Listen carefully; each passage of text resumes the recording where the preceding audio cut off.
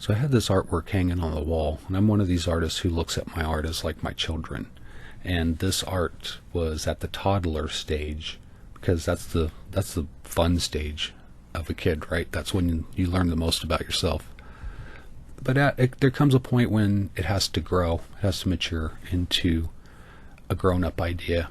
And I pulled it off the wall eventually and committed to letting it grow up.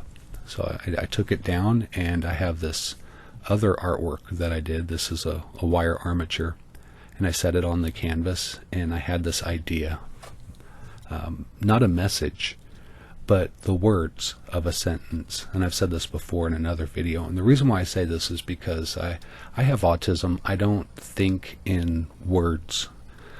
Complex ideas and concepts do not occur to me in words. They occur to me in like a cloud of images and places and things that have connotations that out of which the idea can emerge. And then I can put words to that idea, if that makes any sense. It may not to some people. If you have autism, you might understand what I'm saying. If you don't, maybe not. But anyway, having autism, I can look at the canvas and I can see a million ideas. And then if I put the wire sculpture on the canvas, there's more ideas. It's just multiplied.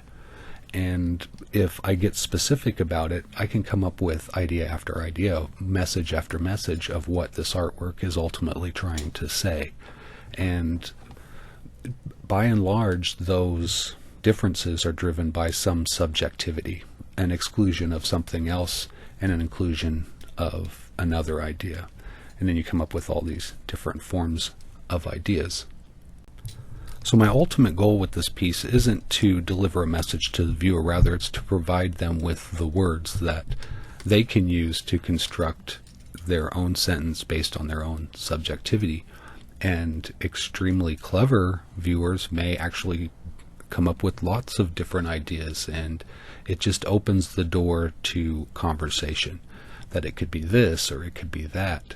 And sometimes the mystery of what was the artist trying to say, maybe that since no one can agree on what it's actually trying to say, we'll ask the artist and see, maybe they can pin it down for us, the viewers. And that's not something I can do.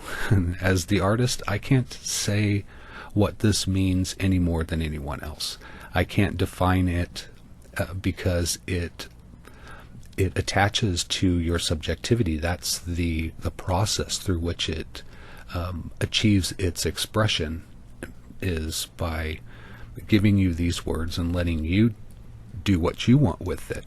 So there is no answer to this work. If it's asking a question, there is no answer that everyone can agree on, but there are answers that a person can hold on to as their own. So you can make this as personal as you want to.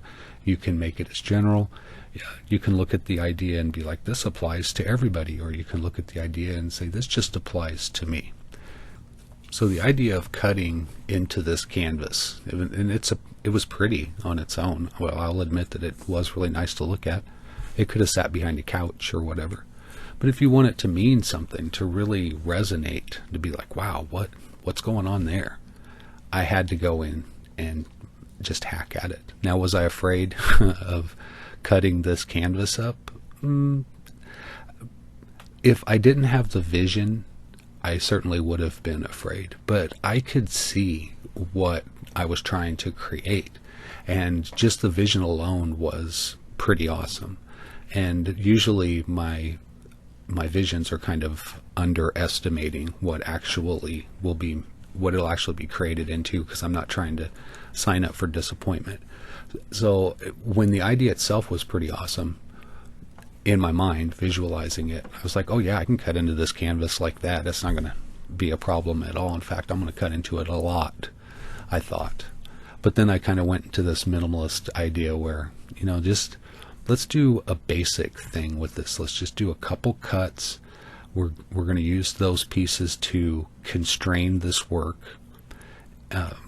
I felt like the painting is tying it up, holding it back, when I was making it. But the more I looked at it, I'm like, well, this person could be, the subject on here could be enjoying the scene.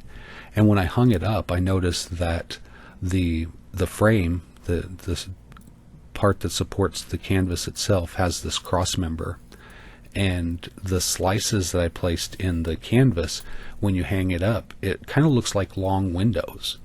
So in a sense, it could be a studio for a dancer, and the dancer is just going all Kevin Bacon, swinging on the curtains or whatever. So I kind of got that feeling from it too. So when I went into the second one, that's when it really came alive with this idea that those could possibly be windows, and what the figure is swinging on are the drapes in a studio. So it started to even tell the story that I wasn't aware of until I put these pieces together. And that's what I'm saying. I'm not creating a message, an exact message. I'm not trying to generate an exact message. I am trying to generate messages. What is this saying? How are these pieces, based on your experiences, what is it saying to you? And those experiences can be stuff you've seen in the movies, or stuff that's happened in your own life, or ideas that you've come up with yourself, whatever it is that is entirely subjective. This really plays into that.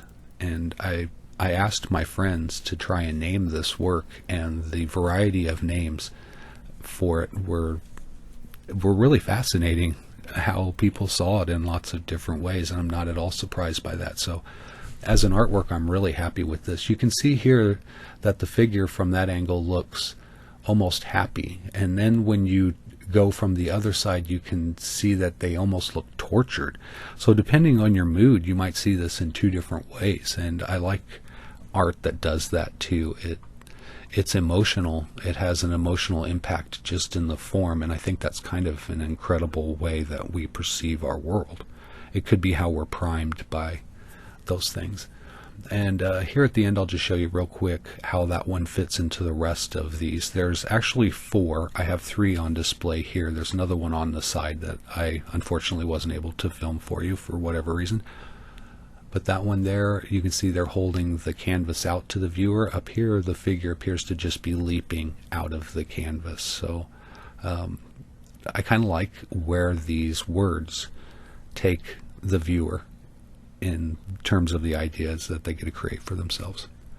So I hope you liked this video. I hope you liked this discussion. If you have anything you want to add to it, please do. I love talking about art and other people's experiences, especially the viewers. So feel free to leave those. And until next time, you guys, take care.